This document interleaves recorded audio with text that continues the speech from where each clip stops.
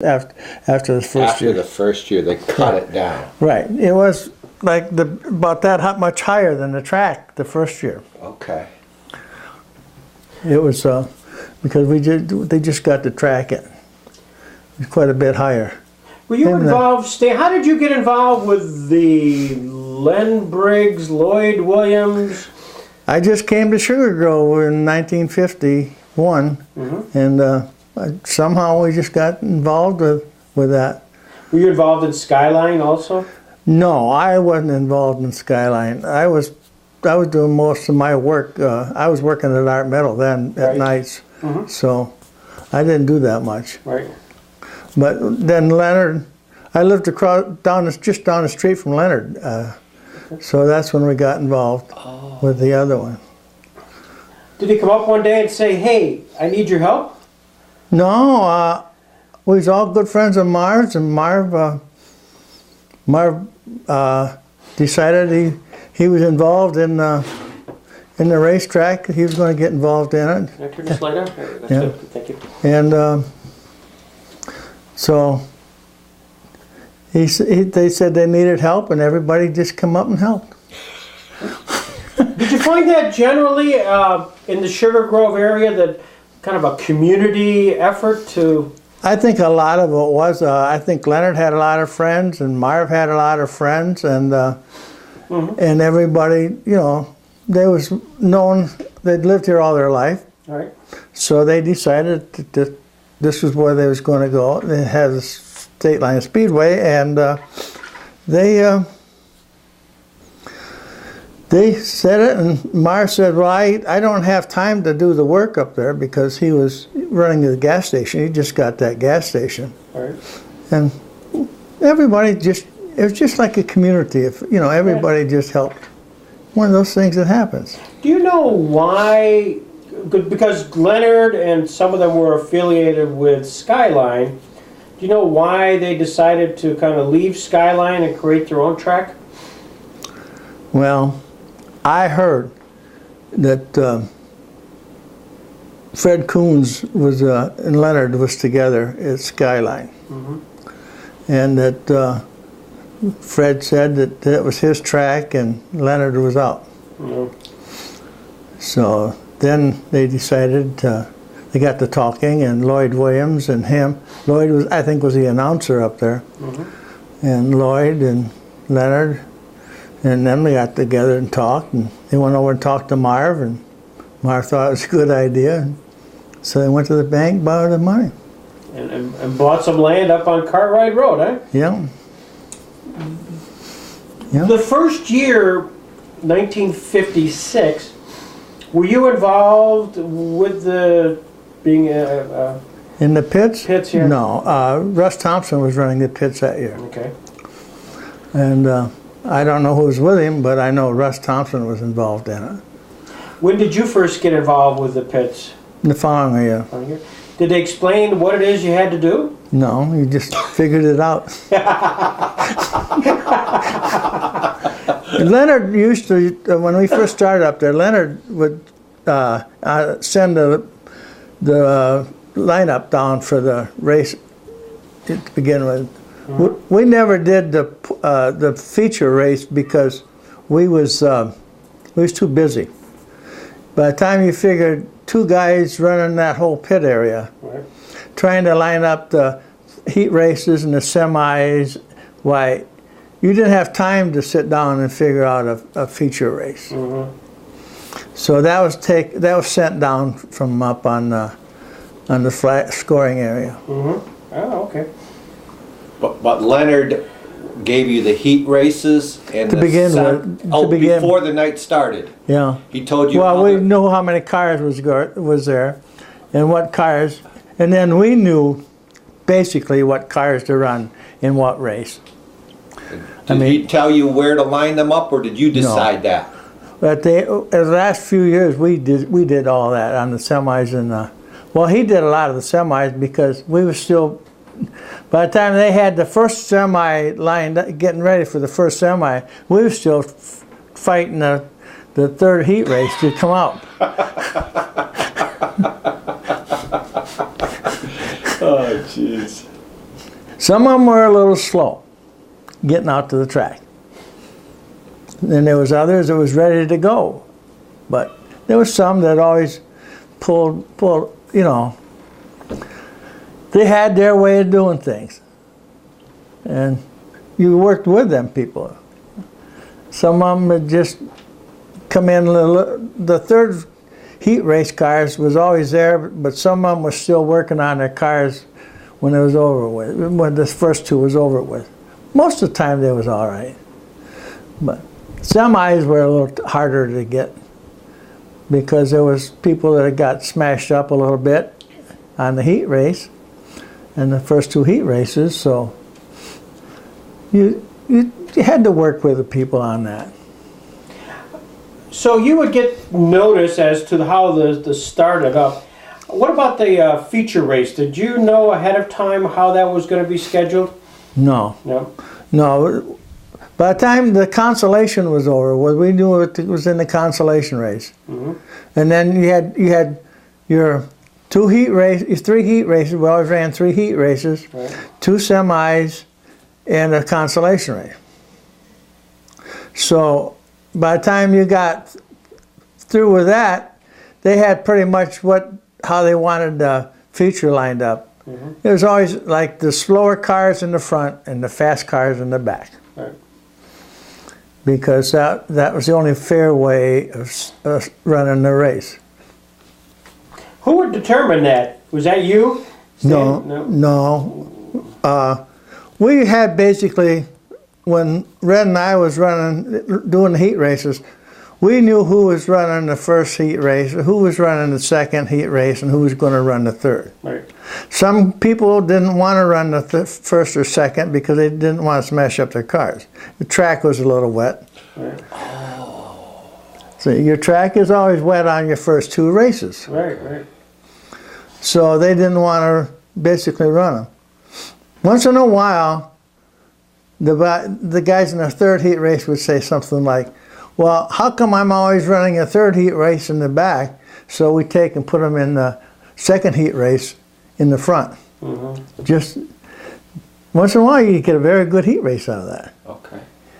But not very often because, you know, those guys that was running the first and the second, that was their chance to make a buck. You know, you had to give those guys a chance to make a buck too. What was the payout on the heat races? Do you remember the? I had nothing to do with that. Okay. I had nothing to do with that. It wasn't very much back then. Right, right. It was probably $25 to win. It would be high. Probably for a heat race, I know it wouldn't be any more than that. Mm-hmm. Did it matter where you finished in those heat races and semis and consi as to where you would line up in the feature? I mean, if you won the first heat, did that mean something as far as that where meant you lined up? You didn't run the pole even though you was low man. I mean, you went back a ways. You went back into the field some ways. Oh. But, I mean, usually, if I remember, and it's kind of hard to remember, the semi was run by the heat feature was run by points. But the low point people were in the front. Mm-hmm. And then it went back through. If you won a heat race, why then I think you went back a few paces. Okay. But you didn't want, if it was low man and you won a heat race, you didn't go to the pole. I see. It was a real honest way of doing things. I mean, they had it really figured out real good. Who was the ultimate arbiter of all that? Was it Leonard? He's the guy that was the... Leonard and, yeah, the girls upstairs, I think, took care of most of the feature race lineup on the flagman stand there at the scoring area. Okay. Who were the girls that were upstairs? Do you remember? No, I don't. Okay. Because I wasn't really involved in that. Right, I understand. I know Barb and them was involved in the tickets. My wife was a ticket taker, but I can't remember who they were. So your principal role as a pit steward was to make sure that the cars got lined up in the pits so that they could move their way onto the next race. Yeah, basically. Yeah. Sometimes they'd be a little late coming out and pick up on the tail end or whatever. But we tried to get them all out. If they went out, we didn't worry about doing it in the pits. We just pushed them out onto the track. They knew where their position was. Okay. We'd let them know when they went out where they were supposed to be lined up. Did you have like a chalkboard or something that you wrote on? Piece of paper. Oh, so you went over to every car and said, this is the heat you're in, and this is where you're going to line up. Right, and this is the semi you're in right here. Now I get it. That's why you had to run all over heck. Yeah. Okay. There was no real way of doing things. You know, I mean, when we started up there, it was just everything was coming over the intercom because this is what Leonard wanted, and this is the way they started out. And then it got so we busy with both the late model and at the end with the late model and the other ones, and then we just make up a list. And Leonard would pick it up when they went out onto the track for the heat race, the scoring area. Did you also have to check the cars in when they came into the pits? I mean, when they're being towed in at the beginning of the night? No. You weren't standing there checking the cars in? No. Who kept track of who was there? I mean, how did you know which cars were there? Well, we'd go down through the pits about 20 minutes before the first heat race and figure out what cars was in the pits. Okay. The old-fashioned way of doing things. All right. Did you ever occasionally get when you were telling these folks you're going to be in the third row outside, and that they disagreed with you? Oh, in the heat race, yeah, they would kind of mumble a little bit. Some of them would, but they never really got overly over obnoxious about it. I don't remember any of them. I mean, they'd always give you a hard time. Right. I mean, some of them would just love to give you a hard time. John Seeley always liked to give you a hard time. Right. But he was a heck of a nice guy, too. He'd say it with a smile. Okay. So, some of them, yeah. Frank Leffner was another one. But I never had no trouble with any of the drivers. We're going to show you something, talking about drivers. We've got a sort of a roster of during the time period you were in the as a pit steward. And I just wondered if any of those names meant anything to you, any incidents or anything.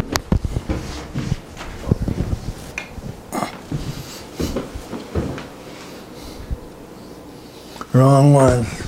Need my driving glasses.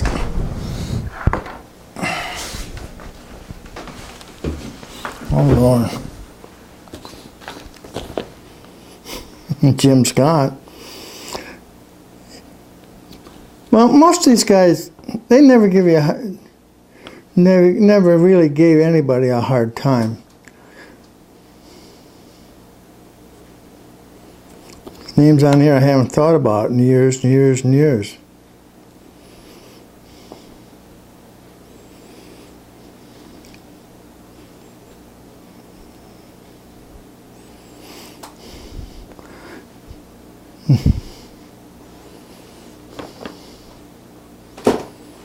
George McCracken, there was only one time he ever gave anybody a hard time.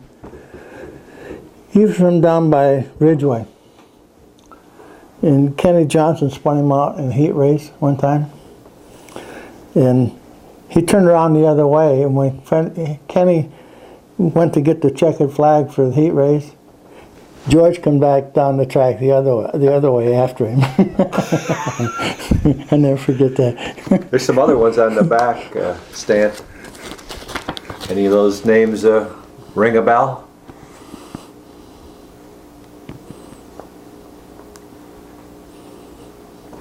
You know, they was pretty decent.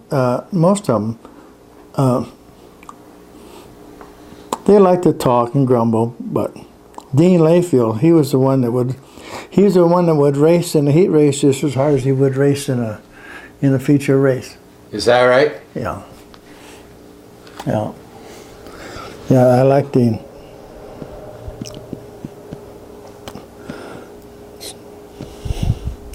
Some of these I don't really remember.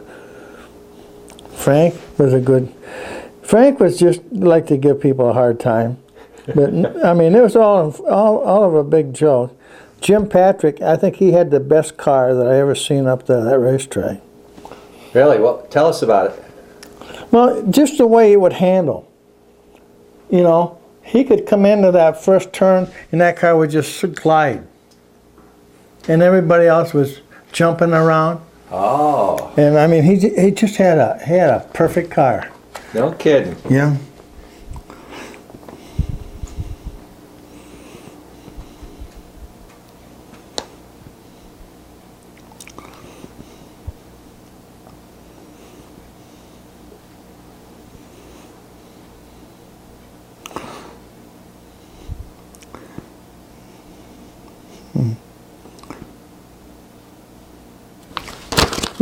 There used to be a guy, the Kyle Russell. Kyle Russell, yeah. He's right here. Mm-hmm. He drove for Frank Roman. What do you know about that? One time he flipped over right there in the middle of the front straightaway. I don't know if it was the first year up there or the second year, one of them times. He was laying on the side with the top facing towards coming out of fourth turn. Okay. And Emery Man hit him right into the head of the car. We thought he'd be dead, and I think there was 3 guys turned that car up that day. Really? And he jumped right out of it. And I mean, everybody was amazed. He never got hurt.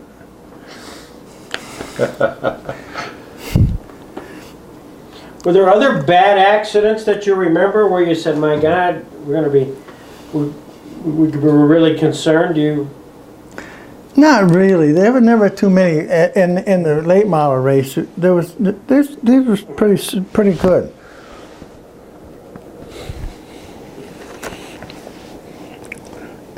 But you know, it goes back a lot of years, and you forget most of what went on.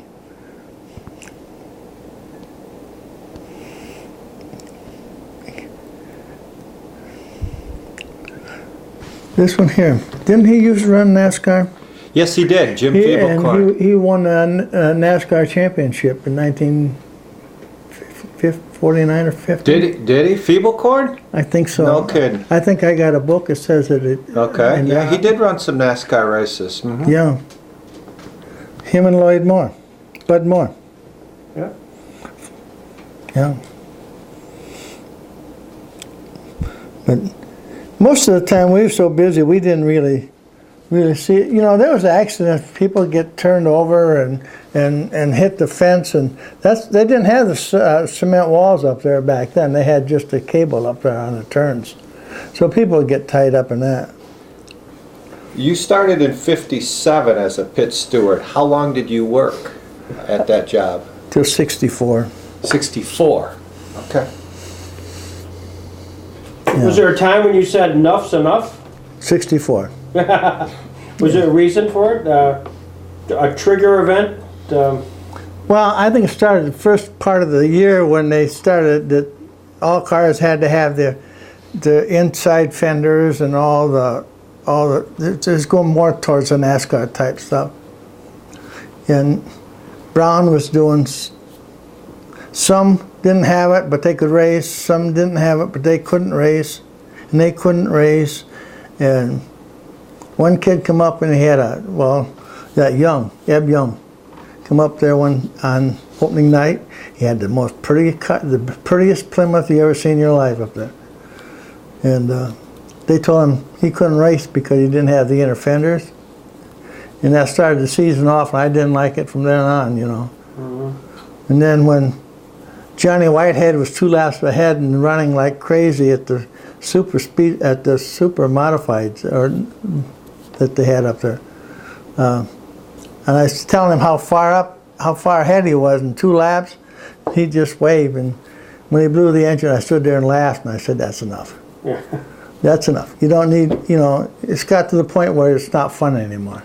So at that point, you had to inspect the cars as well? No, we didn't. We never inspected the cars until 1964. 64, you started inspecting cars. That's when they come up with that, yeah.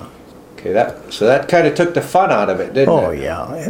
These guys, they was running shells. Right. That's what they was running, was shells. Mm-hmm. I mean, nobody could afford to put a car together that was perfect. Mm-hmm. I mean, they wouldn't have had half the cars up there if they'd have done that. Okay. But there was a lot of guys up there that they worked them, and by the end of the season, you could tell that they'd been run on the racetrack. Yeah. When you said Brown, did you mean Red Brown? No. Lyle Brown. He was the inspector. He was the inspector. Okay. Yeah. Here's some other pictures from later on, like around 64 or 65, somewhere in that last year that you were working. I just wondered if you had anything to say about any of these gentlemen. I don't remember him too much. Johnny Whitehead, he was a good driver. They was all good drivers. Squirt was probably one of the better drivers up there. Freddie Knapp, I don't think he raced more than two or three races up there. He raced for Busink. Mm-hmm. But I never seen him come up there much. Okay. Chuck was Piazza. Yeah. He was always there. He never give anybody. None of these guys ever give anybody a hard time.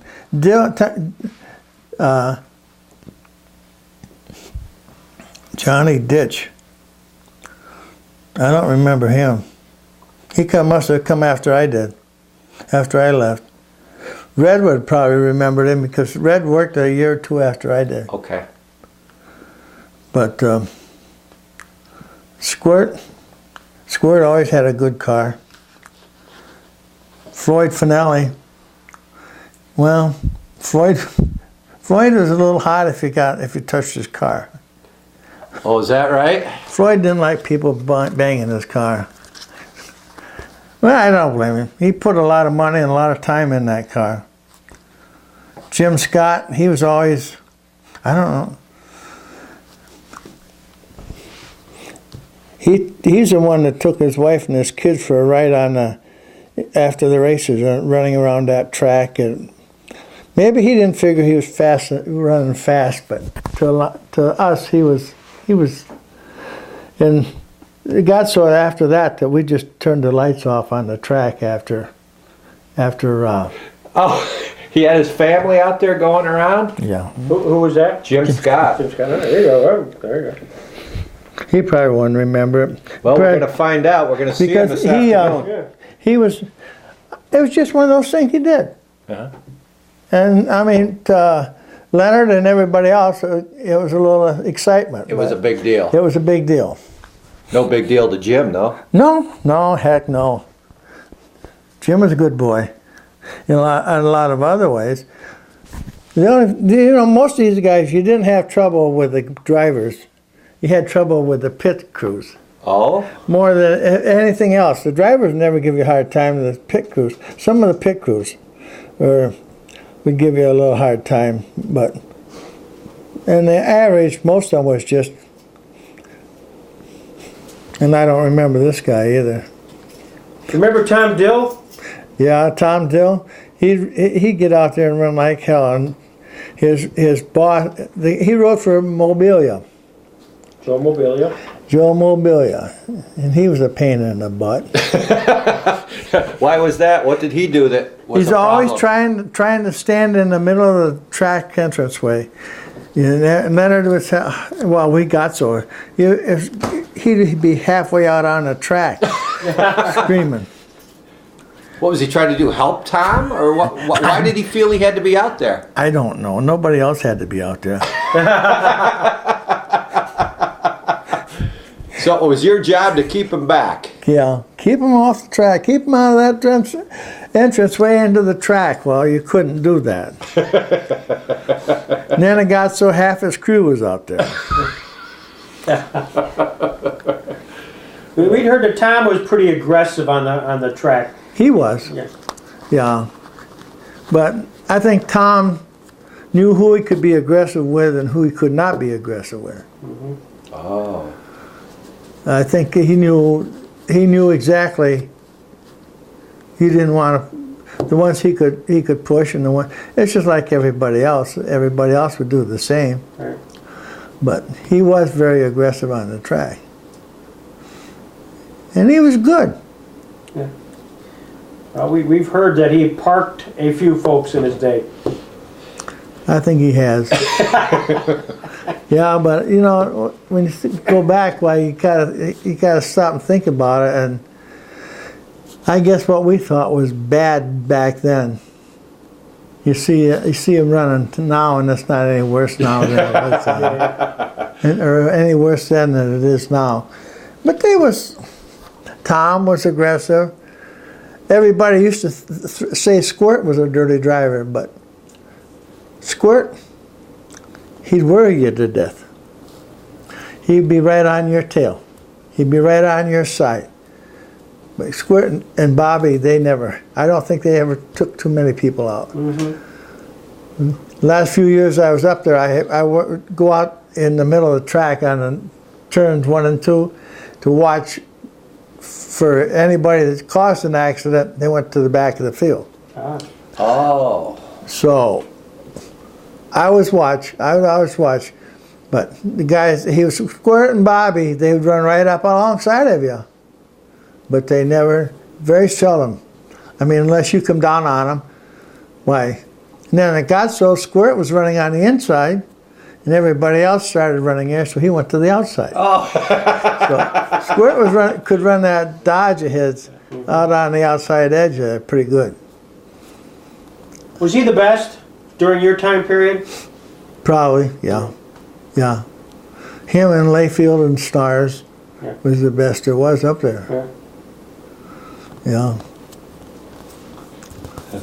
Do you remember what Dean Layfield died, of course, in 1961? What the feeling was among the drivers when that happened? Well, he died not in 50 or 61. He was still racing. Was it 61 he died? Yeah. Oh my goodness. I think everybody wondered, there was a lot of, well, I had feelings about it because I liked Dean. But everybody figured, that's what he wanted. If he's going to die, that's why he was going to die, because he wasn't going to give up racing. Right. If he was still alive today, he'd probably be out there racing somebody. That's good. I think he'd race you for a quarter or for $5,000 or whatever. Mm-hmm. Hyle Russell died in '63. Do you remember what the feeling was around the racetrack when Hyle died? I think it's just one of their friends died. It's like everybody has. I don't really know too much about it, but I know we all knew. I mean, I have to stop and think back that far. But we all knew them, and we all liked them kind of people. We liked the people. And I think it was one other kid from over by the other side of Lottsville. What's his name? Ray Price or something like Price, that died up there. He got hit like Dean did in the forehead with a rock at a modified track. Oh. He ran a little old 46 Ford for 41 Ford from Marv Thorpe up at Skyline. Okay. Dean used to complain because he had a special engine in it, a modified engine. Marv used to tell him that, well, you got $20, you can have the engine. It was always, and then blow an engine and go to Twin Auto and buy another flathead engine and put it back in it. Is that right? Yeah.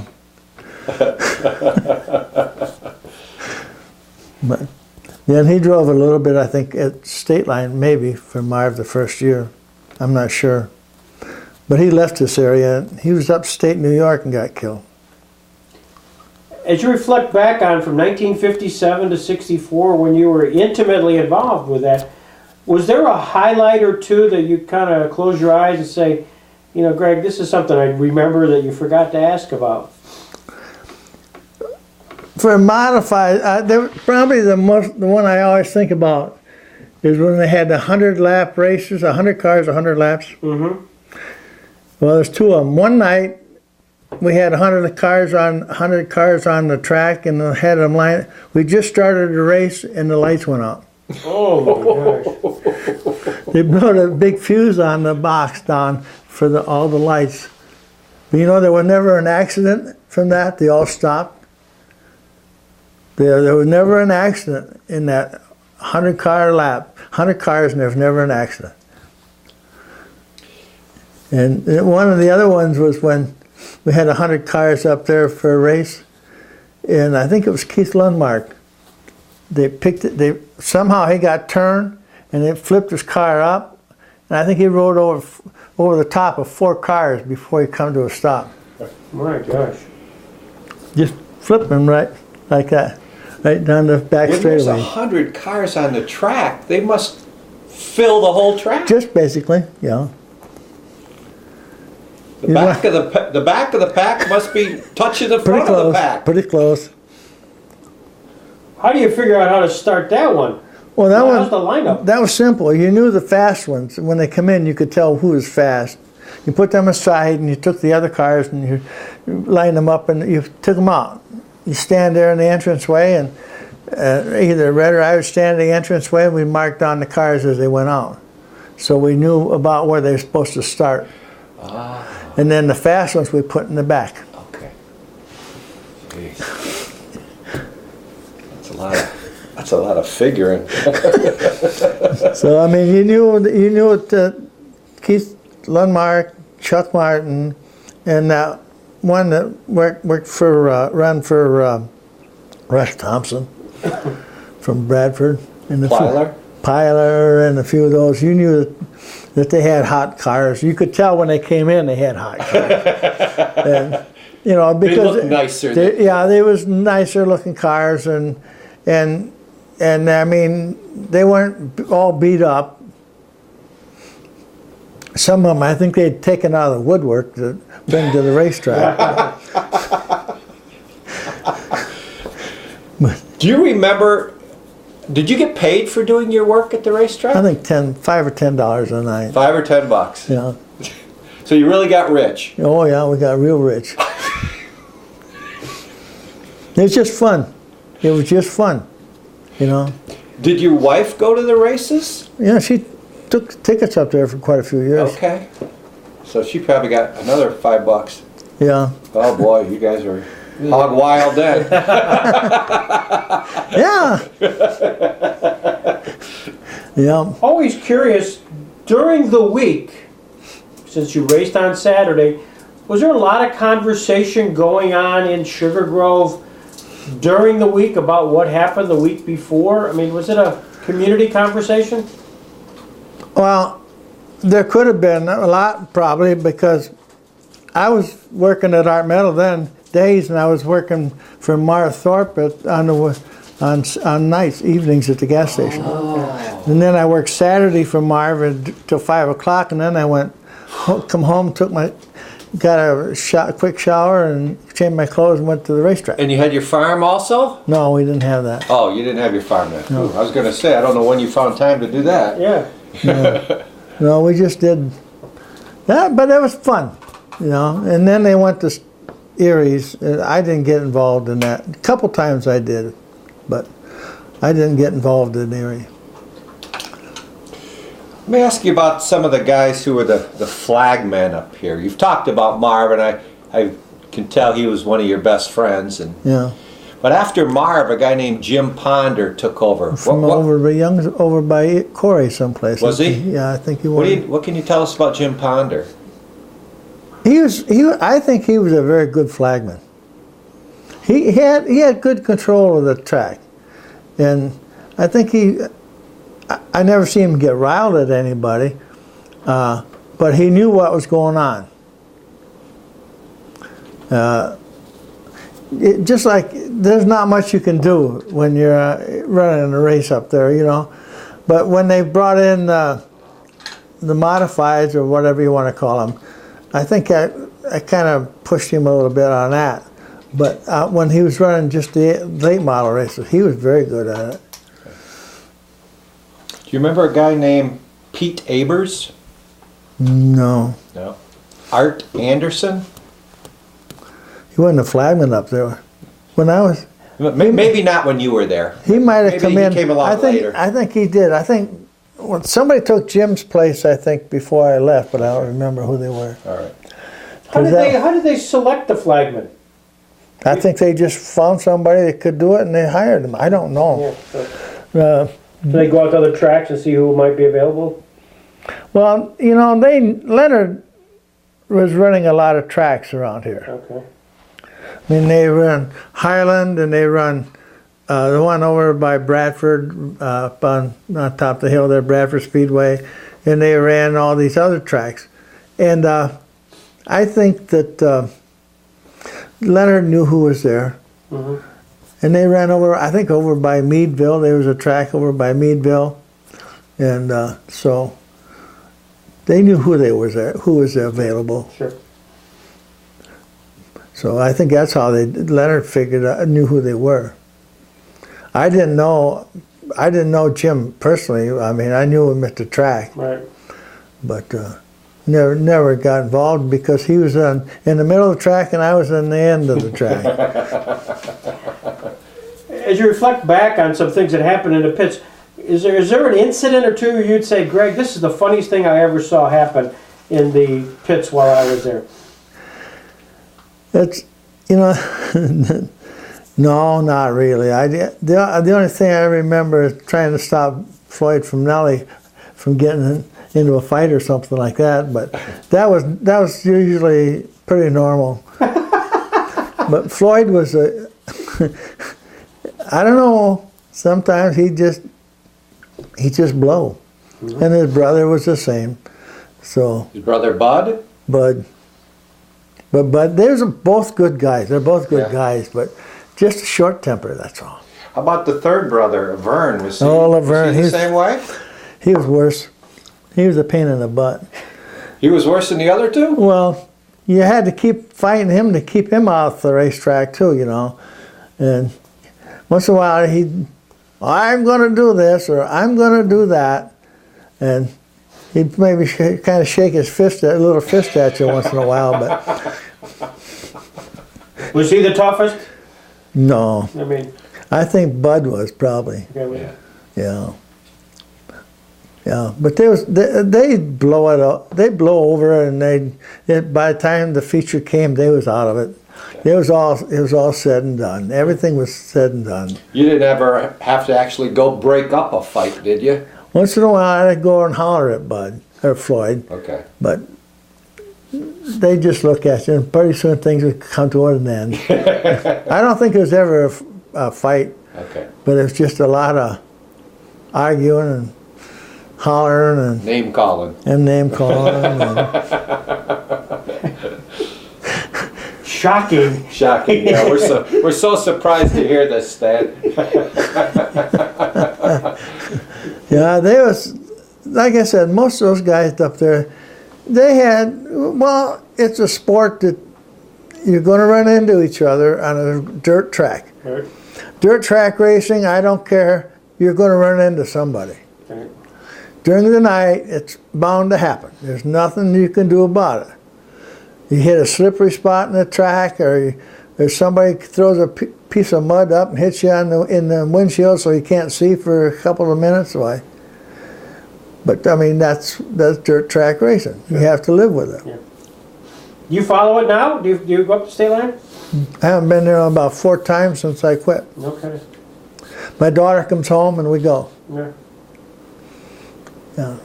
She comes home so she can get a week off someplace, sometimes a weekend while she comes home, and nice while we'll go up. Just for old time's sake.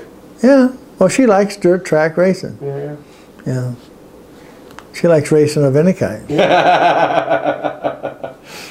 This has been terrific, Stan. Yeah, this has been very good, Stan.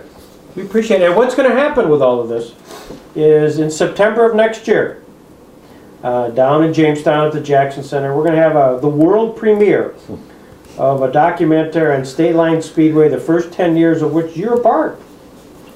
And we'll get all the drivers and everybody, including you and your wife, we'll all be invited and we'll have fun. Be fun. Yeah. Yeah. Come down and renew acquaintances with guys you haven't seen in years. Yeah, I don't see any of them. Yeah, well, you're going to see them next September. Yeah. Well, we know Dill will be there, and Marv, Yeah. and Sammy, and, Floyd. Finale, Yeah. Piazza, Scott. Oh my goodness, Schnars is coming. Probably Jug Pierce. Chuck's still alive. Yeah. They had nobody killed him yet. What do you mean by that? Well, I don't know. He was a wild man on the track. Was he? Yeah. What was it? Somebody had, I think it was Red or somebody went over to his car one time, and there was this supposed to be a fire extinguisher there, and there was a can of beer in there instead of a fire extinguisher. You're kidding me. Oh no. He was something else, huh? Oh yeah. No, he's still alive. He lives in North Carolina. I should have known that. I know his ex-wife. Oh, okay. Yeah. Yeah. Well, it's going to be kind of a who's who of people, and Stan, you dealt with all of them.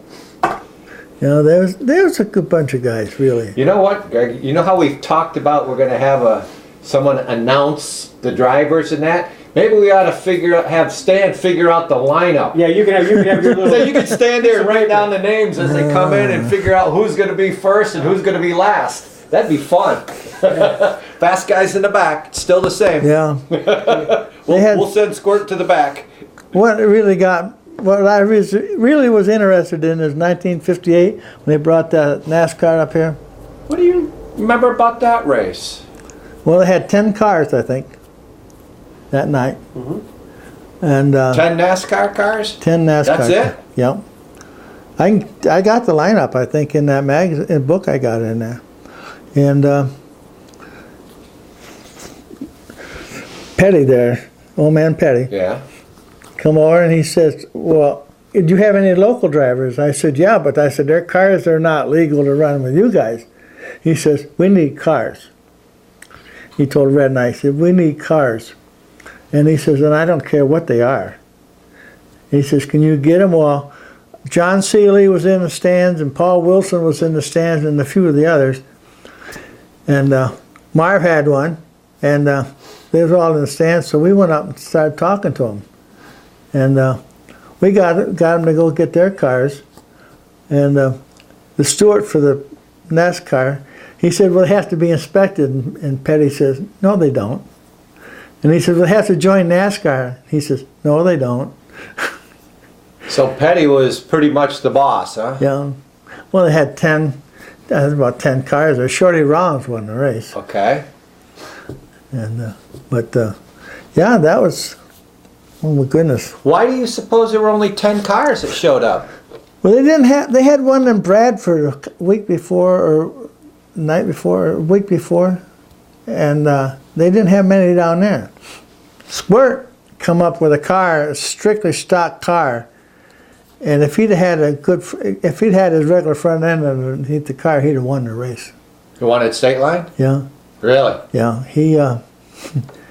He was leading it for a while there, but he could really run Stateline. He could really run that track. He could set a car up for that track. But yeah. What do you suppose would have happened, Stan, if one of the local guys had won that night and their cars weren't legal? That was legal as far as that race was concerned. As far as Lee Petty was concerned, huh? As far as they was concerned, yeah. All the guys that was running that night, his name is in the book. What a thrill. What a thrill to have all those guys there, huh? I think I Hey, got. Stan, hold on to Let that. me unhook you before you go get your book. I think it's. Oops. I think it's in Excuse there. me. I don't. My boy might have had it someplace. I don't know if I still got it here or not.